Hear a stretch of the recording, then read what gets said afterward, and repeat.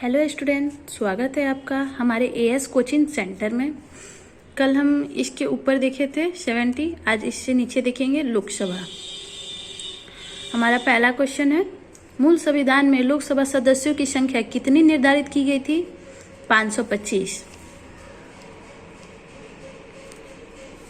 31वें संवैधानिक संशोधन अधिनियम द्वारा लोकसभा की अधिकतम सदस्य संख्या कितनी निर्धारित की गई? 545। लोकसभा की अधिकतम सदस्य संख्या कितनी हो सकती है? 552। वर्तमान में लोकसभा के कितने सदस्यों को राज्य की जनता सीधे निर्वाचित करती है? 530। वर्तमान में संघ शासित क्षेत्रों की जनता लोकसभा में अपने कितने प्रतिनिधियों को निर्वाचित कर भेजती है? 13। राष्ट्रपति आंग्ल भारतीय समुदाय के कितने प्रतिनिधियों को लोकसभा में मनोनीत करते हैं? 2। राज्यसभा में 12 और लोकसभा में 2, दोनों को मिला के 14। वर्तमान में लोकसभा सदस्यों की प्रभावी संख्या कितनी है? 545। राष्ट्रपति द्वारा लोकसभा में आंग्ल भारतीय समुदाय के 2 सदस्यों को किस अनुच्छेद के तहत मनोनीत करता है? अनुच्छेद 331। वर्तमान लोकसभा में प्रत्येक राज्य के लिए स्थानों का आवंटन आधारित है 1971 की जनगणना पर।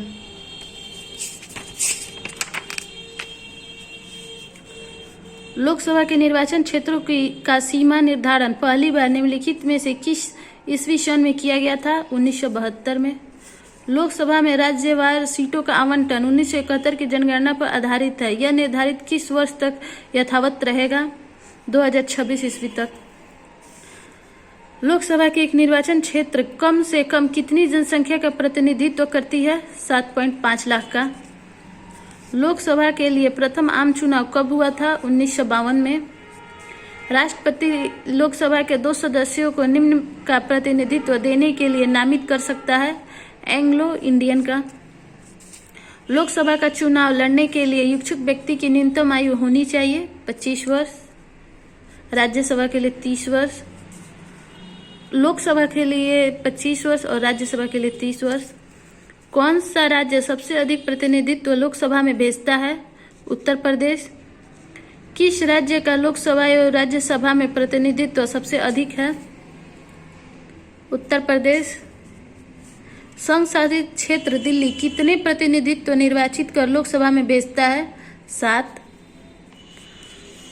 लोकसभा का सामान्यतः कार्यकाल कितने वर्ष का होता है? 5 वर्ष का। आपातकाल के दौरान संसद लोकसभा का कार्यकाल एक बार में कितने समय के लिए बढ़ा सकती है? 1 वर्ष के लिए।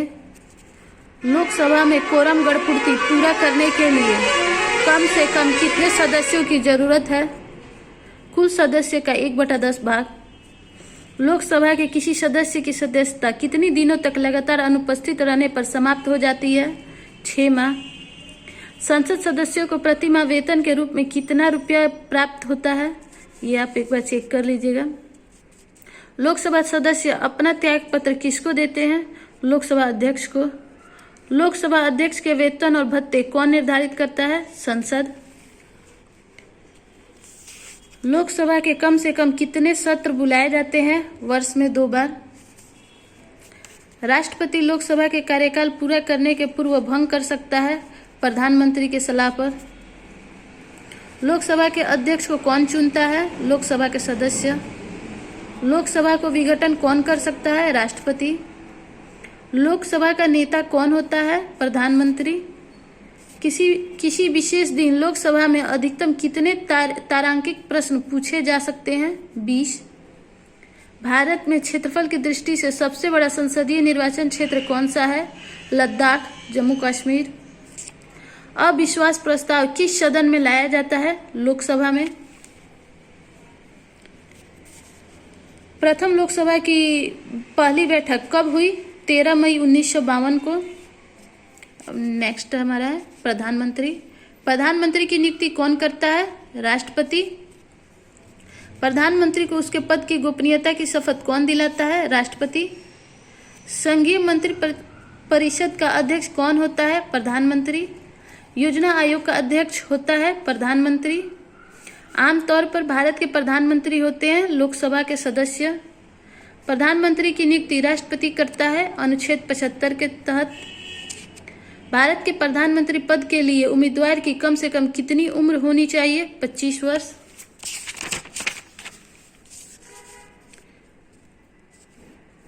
अविश्वास प्रस्ताव के कारण सर्वप्रथम किस प्रधानमंत्री को अपने पद से त्याग पत्र देना पड़ा? मोरारजी देसाई। भारत में प्रधानमंत्री तब तक अपने पद पर रहता है जब तक उसे प्राप्त रहता है लोकसभा का विश्वास। प्रधानमंत्री पद पर सर्वाधिक समय तक कौन आसीन रहा? पंडित जवाहरलाल नेहरू। प्रधानमंत्री पद पर किसी एक कार्यकाल के लिए सबसे कम समय के लिए कौन आसीन रहा? अटल बिहारी वाजपेयी।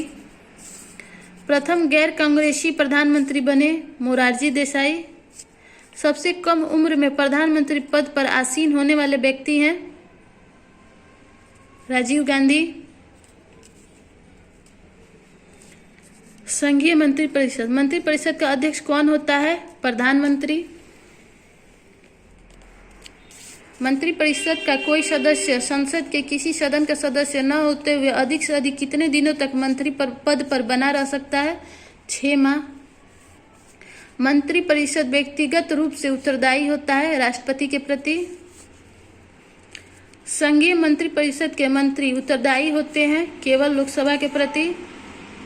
भारत में किसी भी सदन का सदस्य हुए बिना कोई व्यक्ति कब तक मंत्रिपरिषद पर आसीन रह सकता है? 6 माह तक। भारत में वह मंत्री जो संसद के दोनों सदनों में से किसी सदन का सदस्य नहीं है उसे मंत्री के पद पर मुक्त हो जाना पड़ता है 6 माह बाद। मंत्रिपरिषद का गठन कौन करता है? सिर्फ केंद्रीय मंत्रीगण। शून्यकाल का अर्थ है स्थगन काल। स्वतंत्र भारत की प्रथम मंत्रिपरिषद थे। स्वतंत्र भारत के प्रथम मंत्रिपरिषद में प्रधानमंत्री सहित कुल कितने सदस्य थे? 36।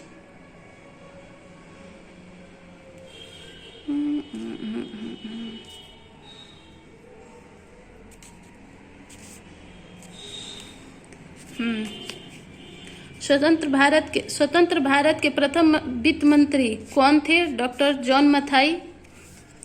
संघीय मंत्रिपरिषद में त्यागपत्र करने वाला पहला मंत्री कौन था? श्याम प्रसाद मुखर्जी। नेक्स्ट है 21 उप प्रधानमंत्री। भारतीय संविधान में निम्नलिखित में से किस पद का उल्लेख नहीं है? उप प्रधानमंत्री का। भारत के प्रथम उप प्रधानमंत्री कौन थे? सरदार वल्लभ भाई पटेल।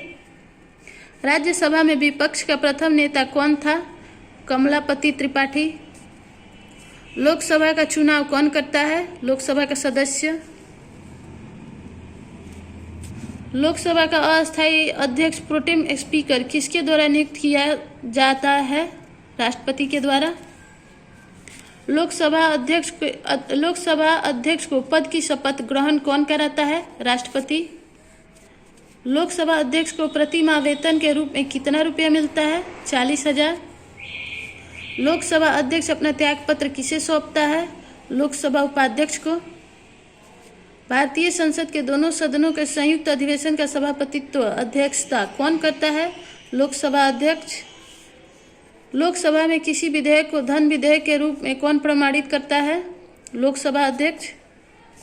इसका निर्णय कौन करता है कि कोई व्यक्ति धन विधेयक है अथवा नहीं? लोकसभा के स्पीकर। स्वतंत्र भारत के प्रथम लोकसभा अध्यक्ष कौन थे? गणेश वासुदेव मावलंकर। 24 महान्यवादी। भारत सरकार का प्रथम विधि अधिकारी कौन होता है? भारत का महान्यवादी। भारत के अटॉर्नी जनरल महान्यवादी की नियुक्ति कौन करता है? भारत का राष्ट्रपति। भारत सरकार का मुख्य विधि परामर्शदाता कौन है? Attorney general of India. संविधान के किस अनुच्छेद के अंतर्गत राष्ट्रपति द्वारा भारत के महान्यवादी की नियुक्ति की जाती है? अनुच्छेद 76।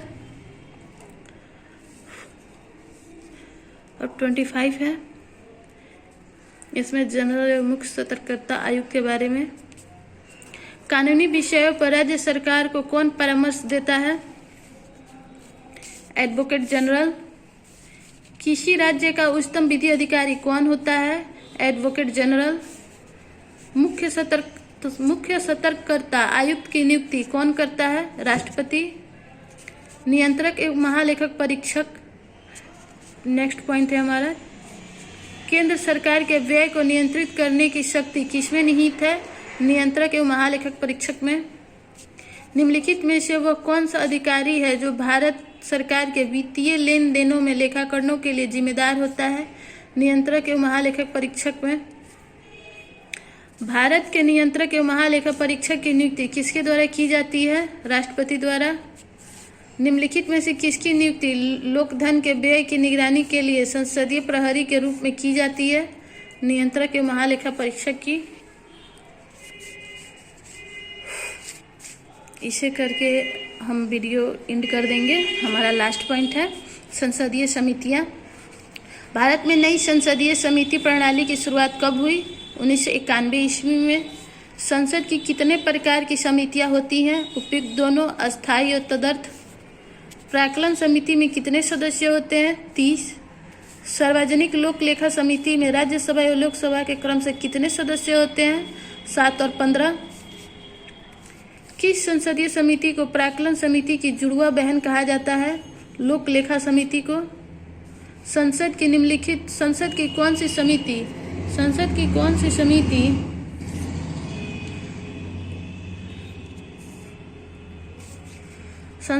सी समिति नियंत्रक एवं महालेखा परीक्षक की रिपोर्टों प्रतिवेदनों की समीक्षा करती है? लोक लेखा समिति। लोकसभा का अध्यक्ष किस समिति का पदेन अध्यक्ष होता है? नियम समिति का। संयुक्त संसदीय समिति में कितने सदस्य होते हैं? 45। संयुक्त संसदीय समिति में लोकसभा तथा राज्यसभा के सदस्यों की संख्या क्रमशः होती है 30 और 15। संयुक्त प्रवर समिति में कितने सदस्य होते हैं? 45। 300 करके उसके बाद कल करेंगे। नेक्स्ट पॉइंट है 28। सर्वोच्च न्यायालय। भारतीय संविधान के किस भाग में संघीय न्यायपालिका का उल्लेख है? भाग 5। निम्नलिखित में से किसके अंतर्गत भारत में सर्वप्रथम सर्वोच्च न्यायालय की स्थापना हुई? भारत सरकार अधिनियम 1935। मूल रूप से संविधान में सर्वोच्च न्यायालय में मुख्य न्यायाधीश के अतिरिक्त कितने न्यायाधीशों की व्यवस्था थी? 7। वर्ष 1986 में सर्वोच्च न्यायालय में मुख्य न्यायाधीश के अतिरिक्त कितने न्यायाधीश का प्रावधान किया गया है? 25। आज का हमारा ये वीडियो आपको कैसा लगा? अच्छा लगा तो please like, share and subscribe my channel. Description में टेलीग्राम लिंक दिया हुआ है, आप वहाँ जाके ज्वाइन कर सकते हैं। हमारे टेलीग्राम ग्रुप पे नाइट में 10 PM पे क्यूज होता है, आप उसे भी अटेंड कर सकते हैं। Thanks for watching.